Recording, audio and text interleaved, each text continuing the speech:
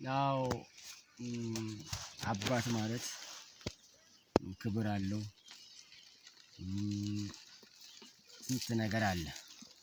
ልጆችህን ለዚህ እንደዚህ አስተምረህ ለቁም ነገር እንዳበቃህ እነሱም ደግሞ እንደዚህ እያንከባከቡ ነው ያሉት። በጣም እየተንከባከቡ ነው። እዚህም በገጠር ያሉት ሰላም ፍቅራቸውን ጤና ይስጥልህ። በከተማም ያሉት ሰላም ፍቅራቸውን ጤንነታቸውን ጌታ ይስጥልህ። አንተን እንደዚህ ለመንከባከብ ያብቃ። አንተን ያቆይላቸው። የብረት ምሰሶ ያርግላቸው።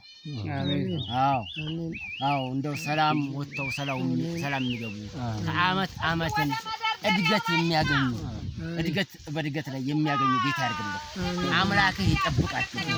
ምንም አያስነካብህ ልጆችህን።